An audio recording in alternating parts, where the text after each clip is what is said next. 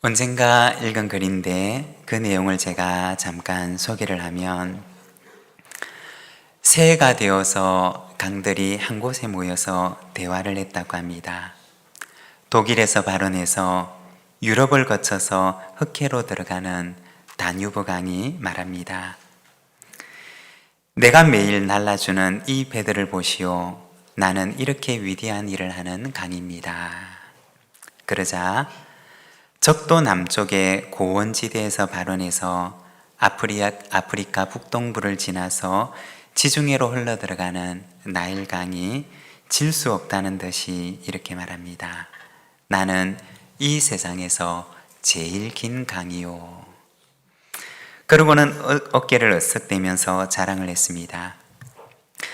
다뉴브강과 나일강의 이야기를 듣고 있던 겐지스 강이 아주 가소롭다는 듯이 말을 이었습니다. 나는 이래봬도 인도의 모든 힌두 교도들이 성스러운 곳으로 숭배하는 강입니다. 한 곳에 모인 강들은 모두가 다 서로가 잘났다고 하면서 어석대고 얘기를 했습니다. 그러자 다른 강들의 이야기를 듣고 있던 이름 없는 작은 강이 이렇게 말을 합니다. 여러분, 저는 여러분들처럼 자랑할 것이 아무것도 없습니다. 저는 그냥 농과 밭 사이를 흐르면서 농과 밭과 가축들에게 생명을 불어넣어주고 또 사람들에게 작은 도움을 주고 왔을 뿐입니다. 이름 없는 한 작은 강의 말이었습니다. 여러분, 우리는 어떠한가요? 우리는 얼마나 자랑거리가 많은 삶을 살아왔습니까? 비록 대단한 업적이 없을지라도, 그리고 위대한 자치는 없을지라도, 누군가에게 생명을 불어넣어주고 누군가에게 작은 도움이 될 수가 있었다면 그것만으로도 훌륭하고 가치 있는 삶일 것입니다. 이름 없는 작은 강과 같은 우리의 인생일지라도 누군가에게 생명을 주고 또 누군가에게 작은 도움이 될 수 있는 저와 여러분의 삶이 되시기를 바랍니다. 오늘은 부활주일입니다. 우리가 지난 한 주간 고난주간 특별 새벽 기도회를 통해서 제자도에 대한 말씀을 함께 묵상을 했습니다. 오늘은 마지막으로 마태복음 28장 말씀을 통해서 제자도 보냄의 길이라고 하는 제목을 가지고 우리가 말씀을 함께 묵상을 하고자 합니다. 복음서는 예수님의 가르침과 삶과 죽음에 대해서 기록을 하고 있습니다. 이 복음서 속에는 예수님의 가르침에 관한 말씀들이 담겨 있고, 그리고 예수님의 삶과 사역을 우리에게 보여줍니다. 그리고 예수님의 죽음과 부활에 대해서 우리에게 말씀하고 있습니다. 이 복음서의 앞부분들은 복음서들마다 서로 조금씩 다른 구성을 하고 있습니다. 그러나 모든 복음서의 마지막은 동일하게 예수님의 순환과 예수님의 죽음과 그리고 예수님의 부활에 대해서 말씀을 하고 있습니다. 오늘 우리가 읽고 있는 이 마태복음에도 보면 예수님의 부활에 대한 증언을 마지막으로 기록을 하고 있습니다. 무덤을 보기 위해서 갔던 사람들, 또 그들이 보았던 빈 무덤, 그리고 천사의 증언을 보여줍니다.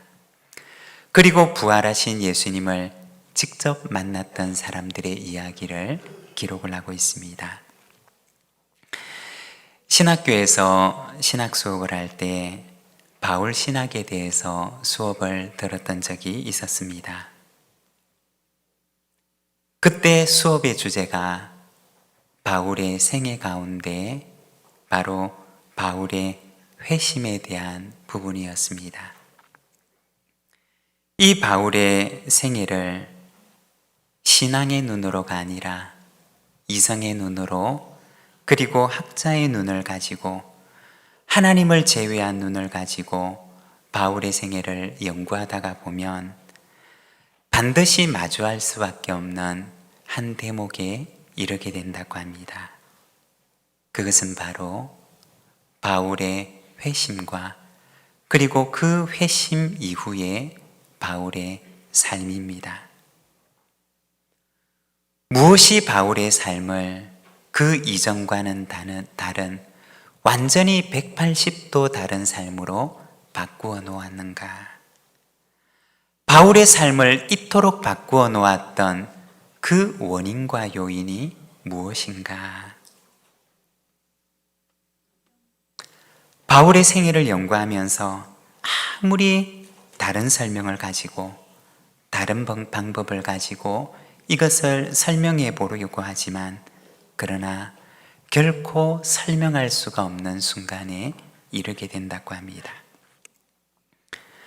바울이 부활하신 주님을 실제로 만났다고 하는 이 사실을 제외해버리게 되면 바울의 그 회심 이후의 삶을 설명할 수 있는 그러한 근거가 사라진다고 하는 것을 그 수업 중에 들었던 기억이 있습니다. 예수님의 제자들에 대해서도 마찬가지인데 예수님의 부활을 제자들이 직접 목격했다고 하는 그 사실을 제외해버리면 그 이후에 180도 달라져 버린 그리고 자신의 목숨까지 내어놓을 만큼 그렇게 한 길을 향하여서 힘있게 달렸던 그 제자들의 삶에 대해서 아무리 설명을 하고자 하지만 설명할 수가 없다는 것입니다.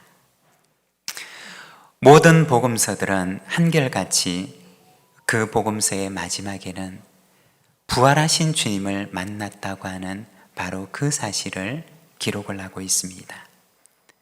이것이 복음서 이후에 제자 공동체의 새로운 출발점이 되었던 것입니다.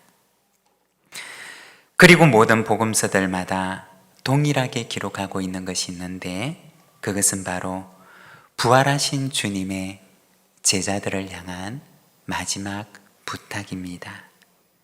그 부탁은 어떤 부탁이었느냐? 바로 보냄의 부탁이었던 것입니다. 부활하신 주님께서는 마지막에 그 제자들을 향하여서 이 보냄의 부탁 그리고 보냄의 명령을 하십니다. 마가복음 16장 15절에서 18절까지 말씀을 보게 되면 또 이르시되 너희는 온 천하에 다니며 만민에게 복음을 전파하라. 믿고 세례를 받는 사람은 구원을 얻을 것이요 믿지 않는 사람은 정죄를 받으리라. 믿는 자들에게는 이런 표적이 따르리니 곧 그들이 내 이름으로 귀신을 쫓아내며 새 방언을 말하며 뱀을 집어올리며 무슨 독을 마실지라도 해를 받지 아니하며 병든 사람에게 손을 얹은즉 나으리라 하시더라. 이 마가복음의 마지막에 보면 예수님께서는 제자들에게 온 천하에 다니면서 만민에게 복음을 전파하라고 하는 부탁을 하십니다. 그리고 누가복음과 사도행전은 이어지는 하나의 책인데 누가복음 24장 49절의 말씀을 보게 되면 볼지어다 내가 내 아버지께서 약속하신 것을 너희에게 보내리니 너희는 위로부터 능력으로 입혀질 때까지 이 성에 머물라 하시니라. 예수님께서는 제자들에게 아버지께서 약속하신 것을 기다리라고 하는 그 말씀으로 이 누가복음이 끝을 맺습니다. 그리고 이어지는 사도행전 1장 8절과 9절의 말씀을 보게 되면 오직 성령이 너희에게 임하시면 너희가 권능을 받고 예루살렘과 온 유대와 사마리아와 땅끝까지 이르러 내 증인이 되리라 하시니라고 말씀을 합니다. 승천하시기 전에 예수님께서는 제자들에게 땅끝까지 이르러 내 증인이 되라고 하시는 마지막 부탁을 하시고 있는 것입니다. 그리고 요한복음은 예수님께서 베드로에게 내 양을 치라고 하는 부탁을 하고 있습니다. 모든 복음서들마다 주님의 부활과 함께 그 부활하신 주님의 마지막 부탁, 마지막 명령을 기록을 하고 있습니다. 그리고 그 부탁은 바로 보냄의 부탁이었던 것입니다. 부활하신 주님의 마지막 부탁이었던 그 보내심은 어떤 보내심이었을까요? 먼저 첫 번째로 그것은 삶의 현장으로 보내심입니다. 16절과 17절 말씀을 우리가 함께 봉독하겠습니다. 11 제자가 갈릴리에 가서 예수께서 지시하신 산에 이르러 예수를 배웠고 경배하나 아직도 의심하는 사람들이 있더라. 여기 보면 갈릴리에서 부활하신 주님을 만나는 제자들의 모습을 보여줍니다. 그리고 제자들의 반응을 보여주는데 아직도 의심하는 사람들이 있더라고 합니다. 여기서 의심한다라고 하는 말은 믿을 수 없는 현실을 마주한 제자들의 놀라움과 당혹감을 가리키는 말입니다. 부활이라고 하는 도무지 믿을 수 없는 사건을 맞이하고서 놀라움과 당혹감에 사로잡혀 있는 그들의 모습을 보여주는 것입니다. 이것이 갈릴리에서 부활하신 주님과의 만남이었습니다. 그런데 마태복음 28장에 보면 이 갈릴리의 만남에 대해서 예수님께서 몇 차례 말씀하십니다. 마태복음 28장 7절에 보면 천사의 말이 등장하는데 또 빨리 가서 그의 제자들에게 이르되 그가 죽은 자 가운데서 살아나셨고 너희보다 먼저 갈릴리로 가시나니 거기서 너희가 배우리라 하라. 보라 내가 너희에게 일렀느니라 하거늘. 천사는 그 무덤을 보러 왔던 여인들에게 주님께서 갈릴리에서 제자들을 만나실 것이라고 말씀을 해줍니다. 그리고 10절에 보면 무덤을 찾아왔던 그 여인들이 부활하신 주님을 만나게 되는데 부활하신 주님께서는 그들에게 말씀하십니다. 이에 예수께서 이르시되 무서워하지 말라. 가서 내 형제들에게 갈릴리로 가라 하라. 거기서 나를 보리라 하시니라. 예수님께서는 이 여인들에게, 제자들에게, 형제들에게 가서 말하기를 갈릴리에서 나를 볼 것을 전하라고 말씀하셨습니다. 그리고 오늘 우리가 읽었던 이 본문 16절에 보면 갈릴리에서 예수님을 만나고 있는 제자들의 모습을 보여주는 것입니다. 여러분, 갈릴리는 어떤 곳일까요?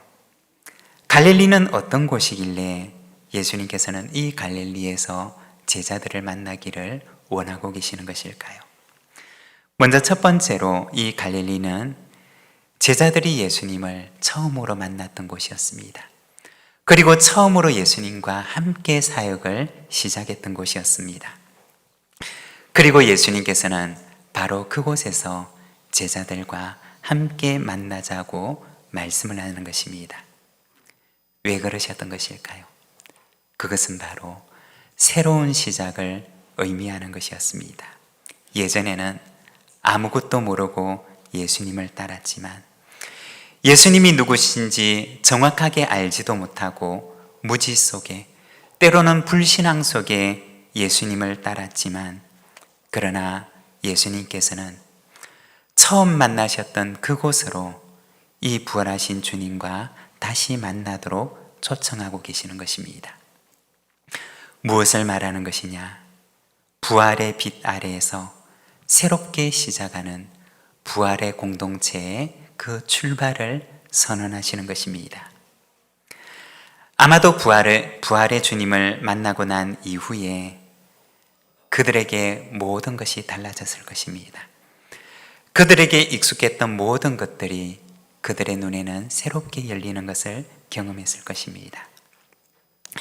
찬송가 436장에 보면 나 이제 주님의 새 생명 얻은 몸이라고 하는 찬양이 있습니다.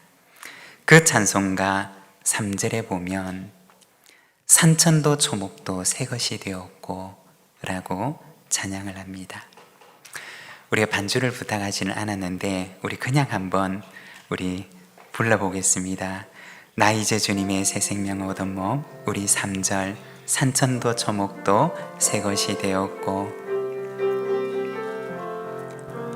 산천도 초목도 새 것이 되었고, 죄인도 원수도 친구로 변한다. 새 생명 얻은 자 영생을 누리니, 주님을 모신 맘 새 하늘이로다.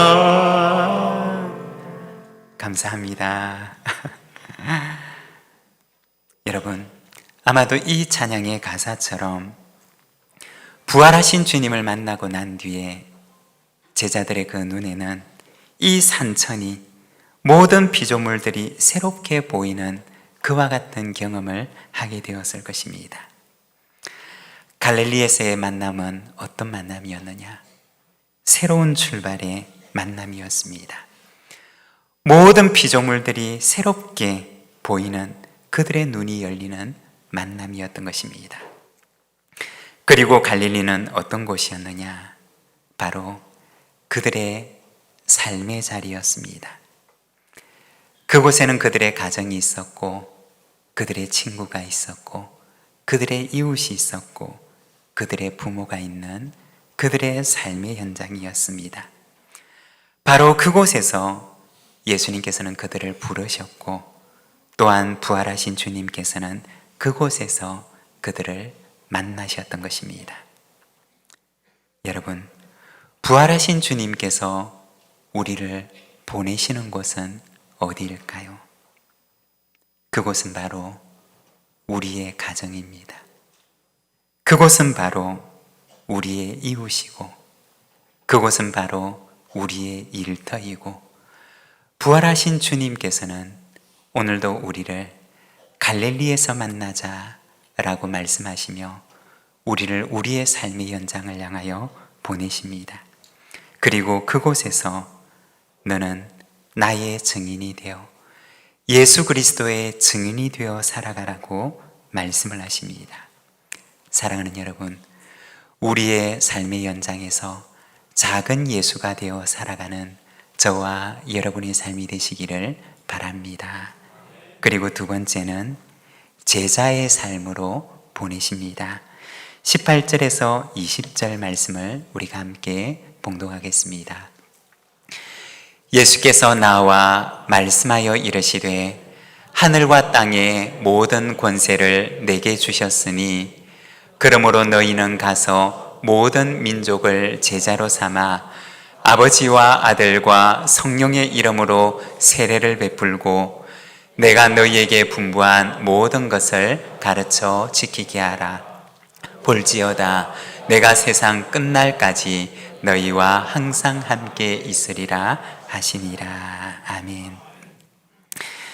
예수님께서는 여기에서 제자들에게 세례를 베풀면서, 그리고 주님의 말씀을 가르치고 지키게 하면서 살아가는 제자의 삶에 대해서 말씀하십니다.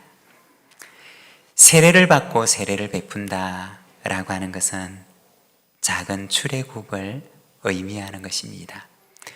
이스라엘 백성들이 애굽에서 나와서 그 홍해의 물을 건넜던 것처럼 우리가 세례에 참여한다고 하는 것은 바로 이전의 삶을 떠나서 새로운 삶을 향해 나아가는 것을 말합니다. 이전의 나의 애굽에서의 삶을 떠나서 새로운 약속의 땅을 향해서 나아가는 출발을 의미하는 것입니다. 그리고 분부한 것을 가르쳐 지키게 한다 라고 하는 것은 복음과 그리고 삶에 대해서 말하는 것입니다. 복음을 배우고 복음을 가르치면서 그 복음이 우리의 삶을 변화시키는 것을 말하는 것입니다. 복음으로 변화된 우리의 삶을 말하는 것입니다. 이것이 무엇이냐? 바로 제자의 삶인 것입니다. 여러분, 그러면 누가 제자 삼을 수가 있을까요? 내가 먼저 제자가 된 사람이 이어서 누군가를 제자 삼는 삶으로 인도할 수가 있는 것입니다. 여러분, 출애굽이라고 하는 그 영적인 사건이 우리에게도 일어나기를 소망합니다. 떠나야 할 과거로부터, 떠나야 할 습관으로부터, 떠나야 할 죄로부터 내가 떠나야만 하는 곳이 있다면 그곳에서 떠나는 영적인 출애굽이 저와 여러분에게도 일어나게 되기를 소망합니다. 그리고 거기에서 한 걸음 더 나아가 복음으로 변화된 삶이, 복음이 변화시키는 나의 새로운 삶이 우리에게 이어지게 되기를 소망합니다. 내가 제자가 되면 나도 누군가를 제자의 삶으로 초청할 수가 있는 것입니다.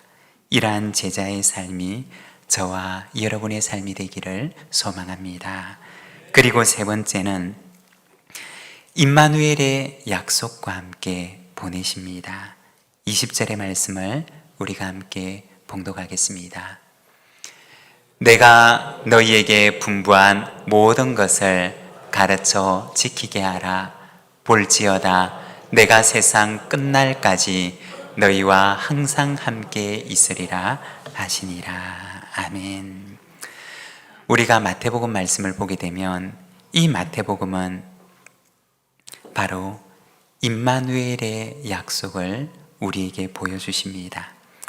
마태복음 1장 23절에 보면 예수님의 탄생에 대해서 말씀을 하는데 그 말씀을 보면 보라, 처녀가 잉태하여 아들을 낳을 것이요 그의 이름은 임마누엘이라 하리라 하셨으니 이를 번역한즉 하나님이 우리와 함께 계시다 함이라. 예수님의 탄생에 대해서 이야기를 하는 마태복음 1장은 바로 이사야 선지자가 말했던 그 임마누엘의 약속이 우리에게 성취된 것으로 말씀을 합니다. 바로 임마누엘로 오신 예수 그리스도에 대해서 말하는 것입니다. 그리고 마태복음의 마지막 장 마지막 절은 어떻게 되어 있느냐? 마태복음 28장 20절에 보면 볼지어다 내가 세상 끝날까지 너희와 항상 함께 있으리라 고 말씀을 하시면서 예수 그리스도의 임마누엘의 약속으로 이 마태복음이 마치게 됩니다. 마태복음은 무엇을 말하는 것이냐? 바로 임마누엘로 오신 예수 그리스도에 대해서 말씀을 하고 있는 것입니다. 임마누엘이라고 하는 그 이름의 뜻은 하나님이 우리와 함께 계시다 라는 의미입니다. 우리와 함께 계시는 하나님, 우리와 함께 계시는 임마누엘에 대해서 이 마태복음은 우리에게 말씀하고 있습니다.